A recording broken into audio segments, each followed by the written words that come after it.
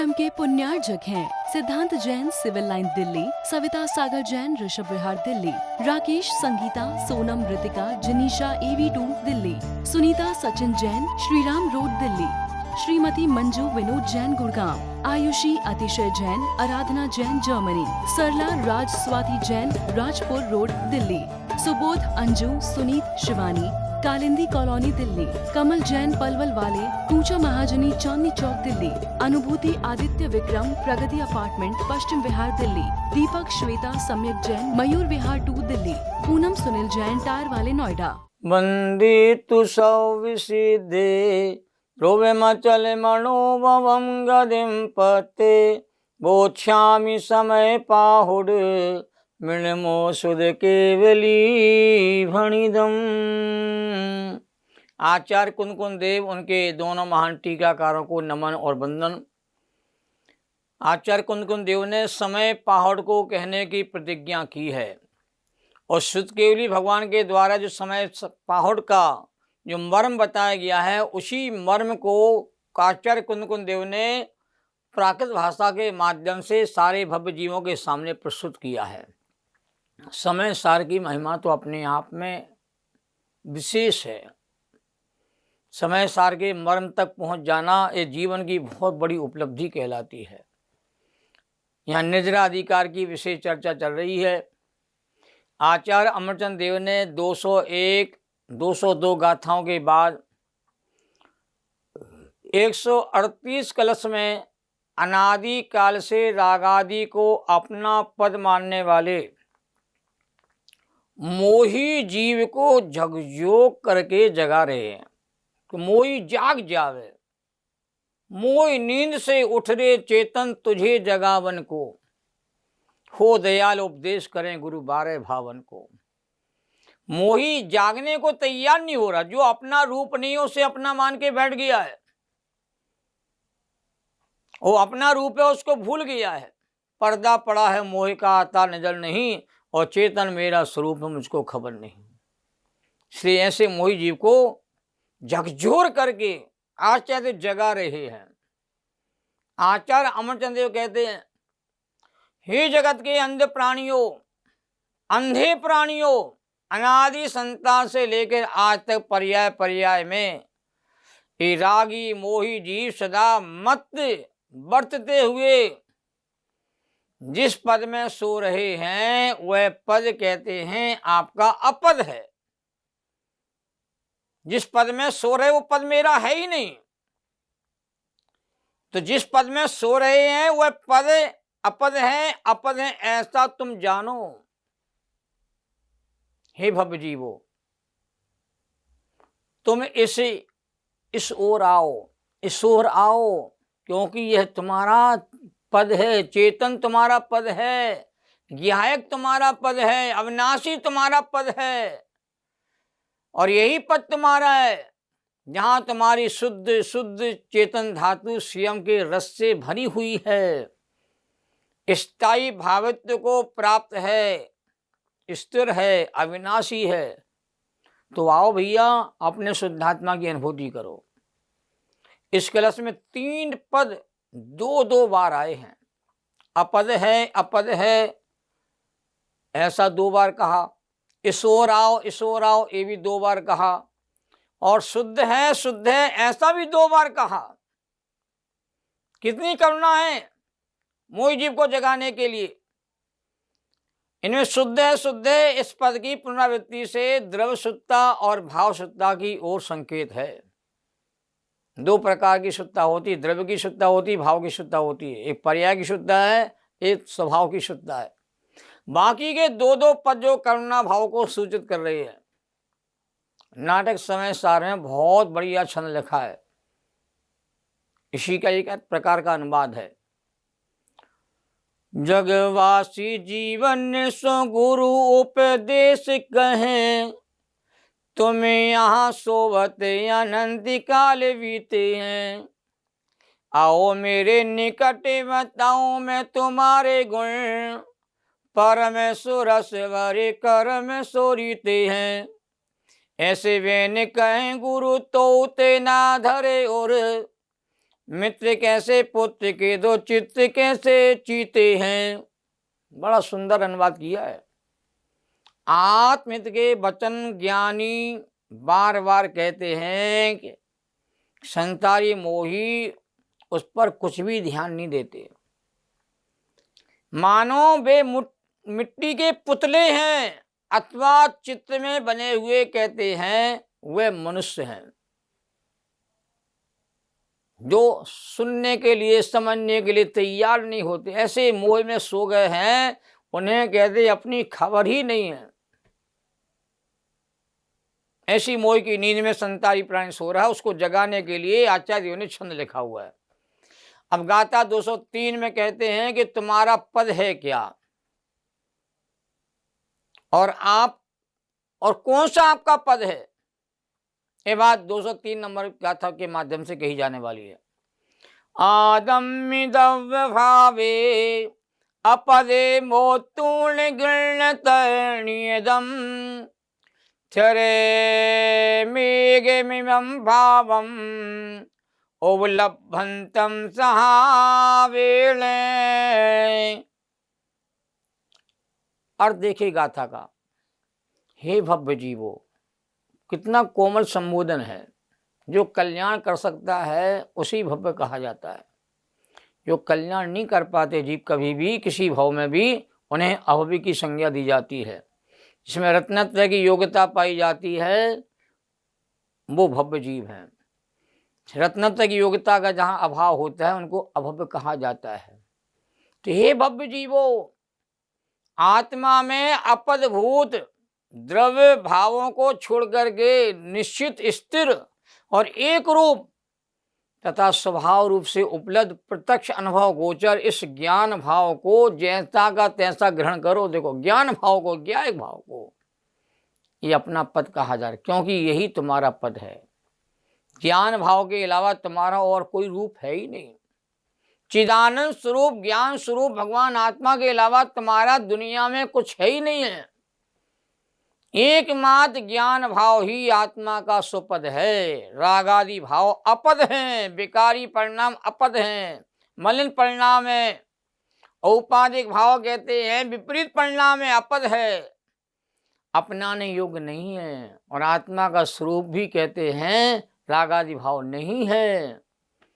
तो ज्ञान भाव आत्मा का स्वभाव होने से तत्स्वभाव है, नियत है, एक है, नित्य है, और स्वभाव होने से अव्यभिचारी है।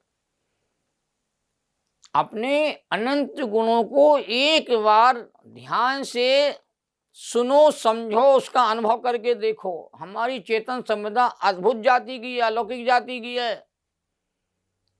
अनंत गुणों का वैभव मेरे भीतर कहते हैं विद्यमान है, दिखाई नहीं दे रहा मोह के कारण से, राग बुद्धि के कारण से।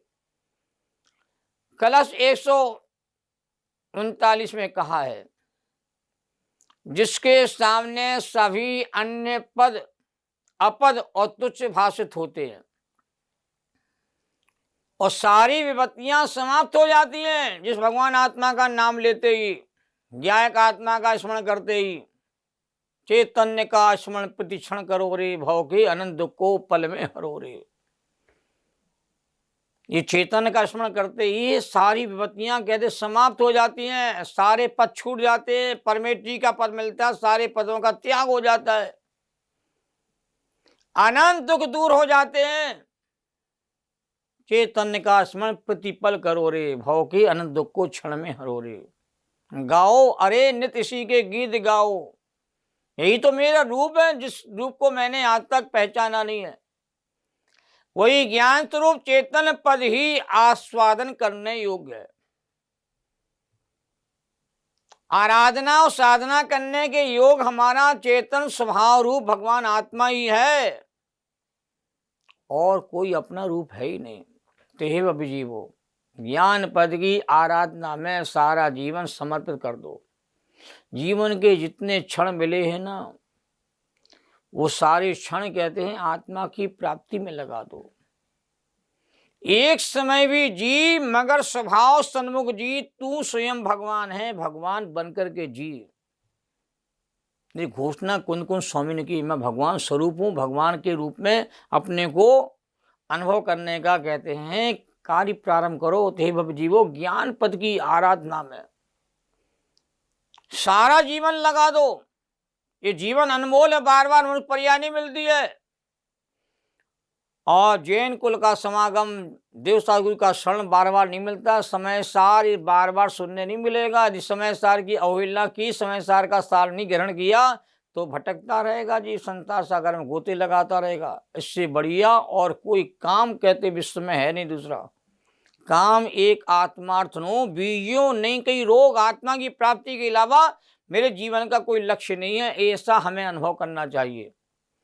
कलश 140 में आचार्य देव ने कहा है, आत्मानुभव में विशेष ज्ञान का तिरोभाव होता है और सामान्य ज्ञान का आविर्भाव होता है। दो ज्ञान होते हैं, सामान्य विशेष। विशेष ज्ञान से जब दृष्टि हट जाती है, सामान्य ज्ञान का जब उत्पाद होता है, तो सामान्य ज्ञान का आविर्भाव और विशेष ज्ञान का तिरोभाव आत्मा के अनुभव के काल में होता है। और आत्मानुभव के रस के सामने अन्य सभी रस कहते हैं अपने आप फीके पड़ जाते हैं। जब आत्म अनुभव आवे तब और कछु न सुहावे, रस नीरस हो जात तत्क्षण, अक्ष विषय नहीं भावे। जब आत्म अनुभव आवे तब और कछु न सुहावे, गोष्ठी कथा कुतूहल विकटे पुद्गल प्रीति न सावे। जब आत्म अनुभव आवे तब और कछु न सुहावे। गाथा 204 देखिए, आभिणी सुदेहि मन केवलम च तम होदिए किमेव पदम, सो एसो परमट्ठो जम लहि दोनि बुधम जादी। कि मति ज्ञान, शुद्ध ज्ञान, अवधि ज्ञान, मन प्रज्ञान और केवल ज्ञान, ये पांचों ज्ञान एक ही पद है, ज्ञान के ही पद हैं। ये सब एक ज्ञान से ही जाने जाते हैं। यह सामान्य ज्ञान तो परमार्थ है, इसे प्राप्त करके आत्मा निर्वाण को प्राप्त हो जाता है। देखो, ज्ञान एक सामान्य स्वरूप है। ज्ञान के 5 भेद की, मति ज्ञान, शुद्ध ज्ञान, अवधि ज्ञान, मन प्रज्ञान, केवल ज्ञान। मति ज्ञान, शुद्ध ज्ञान दोनों ही ज्ञान कहते पुरुष ज्ञान कहलाते हैं। अवधि ज्ञान, मन प्रज्ञान एक देश प्रत्यक्ष कहलाते हैं, जो रूपी पदार्थों को जानने में समर्थ होते हैं। केवल ज्ञान संपूर्ण ज्ञान, पूर्ण ज्ञान कहलाता है। एक ज्ञान का ही रूप, ज्ञान का ही विस्तार है सारा। तो वास्तव में आत्मा ही परमार्थ है। परमात्मा परम पदार्थ है, सबसे श्रेष्ठ पदार्थ है, उत्कृष्ट पदार्थ है। उस जैसा दुनिया में कोई दूसरा है ही नहीं। मेरे जैसा लोक में और कोई दूसरा पदार्थ है ही नहीं, और वह ज्ञान ही है। आत्मा एक ही पदार्थ है और सर्वश्रेष्ठ पदार्थ है, सर्वोत्तम पदार्थ है। इसलिए ज्ञान भी एक पद है। जब आत्मा एक है तो ज्ञान भी एक पद है, और यह ज्ञान पद ही परमा स्वरूप साक्षात मोक्ष का कहते उपाय है। आत्मा से ही आत्मा को ही मोक्ष होता है, और आत्मा से ही मोक्ष होता है। आत्मा ही मोक्ष की प्राप्ति हम करता है। तो मति ज्ञान आदि ज्ञान के भेद इस ज्ञान पद को कहते नहीं भेदते। मति ज्ञान आदि ज्ञान के भेद ज्ञान पद को नहीं भेदते हैं। मति ज्ञान से, शुद्ध ज्ञान से ज्ञान की प्रसिद्धि होती है, केवल ज्ञान से ज्ञान की प्रसिद्धि होती है। किंतु वे सभी ज्ञान इसी एक पद का अभिनंदन करते हैं। पांचों ज्ञान ज्ञान की महिमा गाते हैं, ज्ञान का यशोगान करते हैं, और ज्ञान के भेदों को गौण करके एक सामान्य ज्ञान का अवलंबन लेकर आत्मा को ध्याना ही सर्वसिद्धि है। भेद से दृष्टि हटा करके अभेद ज्ञान स्वभावी आत्मा पर दृष्टि करते ही आत्मा की सिद्धि हो जाती है।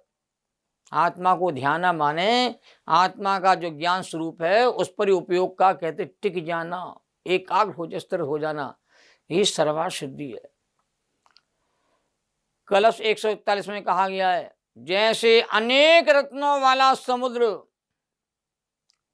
एक जल से ही भरा हुआ है, उसमें छोटी बड़ी अनेक तरंगें उठती रहती हैं जो कि जल रूपी हैं। कितना बढ़िया उदाहरण दिया। उसी प्रकार अनेक गुणों का भंडार, यह ज्ञान समुद्र आत्मा एक ज्ञान रूपी जल से ही भरा हुआ है और कर्मों के निमित्त से ज्ञान के भेद अपने आप प्रकट होते हैं। उन्हें एक ज्ञान रूपी ही कहते हैं, जानना चाहिए। खंड खंड रूप से कहते हैं, आत्मा का अनुभव नहीं करना चाहिए। आत्मा खंड है, अखंड आत्मा का अखंड अनुभव होता है, तब जाके आत्मा की अनुभूति होती है, तब मोह का क्षय होता है और निर्वाण की प्राप्ति का युग बनता है। कलश 142 में कहते हैं, ज्ञान ही साक्षात मोक्ष है और ज्ञान से ही प्राप्त होता है। अन्य किसी क्रिया कारण से कहते हैं ज्ञान की प्राप्ति नहीं होती है। ज्ञान रहित क्रिया से मोक्ष नहीं होता। नाटक समय सार में संदर्भ में एक विशेष पंक्ति आई है, जिनके ही में ज्ञान तिन्ही को निर्वाण, कर्म के कर्ता भरम में भूले हैं। और लिखा है नाटक समय सार में, बहुविध क्रिया क्लेशों शिव पद लहे न कोई, और ज्ञान कला प्रकाश सो सहज मोक्ष पद होई। ज्ञान की कला जब प्रकट हो जाती है तभी जीव को कहते मोक्ष की प्राप्ति होती है। ये बहुत क्रियाकलाप में उलझे रहने से, क्रिया का उलझे रहने से कोई जीव मोक्ष को प्राप्त नहीं करता। और भी लिखा, ध्यान बिना न थमे मन की गति। आहा, क्या गजब की बात कह रहे हैं। ध्यान के बिना मन तुम्हारा स्थिर नहीं होता है और ज्ञान बिना शिव पंथ न सूझे। ज्ञान के बिना मोक्ष का मार्ग किसी को दिखाई नहीं देता है। इसलिए ज्ञान और ध्यान दो ही मुक्ति के असली कारण है। इसी रहस्य को गाथा 205 में कहते कहा जा रहा है, लान गुणेन विहीना एदम तु पदम बहु वीणा लहंते तम गिणे दे मेदम यदि इच्छसी कम में परिमोक्षम। 205 नंबर की गाथा है। अनुवाद देखो, इस ज्ञान गुण के बिना जन प्राप्ति न से पद की करे, यदि चाहते हो मुक्ति होना ज्ञान का आश्रय करो। ये 205 नंबर का गाथा का अनुवाद है। और देखिए, ज्ञान गुण से रहित बहुत से लोग अनेक प्रकार के क्रिया कांड करते हुए भी इस ज्ञान स्वरूप आत्मा को प्राप्त नहीं कर पाते। इसलिए भव्य जीव, यदि तुम कर्म से पूर्ण मुक्त होना चाहते हो, कर्म बंधन से छुटकारा चाहते हो, इस नियत ज्ञान स्वभाव का कहते ग्रहण करो। तो ज्ञान से ही ज्ञान का प्रकाशन होता है। यही मार्ग है। इसी मार्ग को हमें समय सार से ग्रहण करना है, तब हमारा कहते लक्ष्य पूरा होगा। सहजानंदी शोध स्वरूपी अविनाशी में आत्मस्वरूप, ज्ञानानंदी पूर्ण निराकुल सदा प्रकाशित चेतन रूप। इस कार्यक्रम के पुण्यार्जक थे सिद्धांत Jain civil line Delhi, Savita Sagar Jain Rishabh Vihar Delhi, Rakesh Sangeeta Sonam Ritika जनीशा AV2 Delhi, Sunita Sachin Jain Shriram road Delhi, Shrimati Manju Vinod Jain Gurgaon, Ayushi अतिशय जैन आराधना जैन जर्मनी, सरला राज स्वाति जैन राजपुर रोड दिल्ली, सुबोध अंजू सुनीत शिवानी कालिंदी कॉलोनी दिल्ली, कमल जैन पलवल वाले कूचा महाजनी चांदनी चौक दिल्ली, अनुभूति आदित्य विक्रम प्रगति अपार्टमेंट पश्चिम विहार दिल्ली, दीपक श्वेता सम्यक जैन मयूर विहार 2 दिल्ली, पूनम सुनील जैन टायर वाले नोएडा।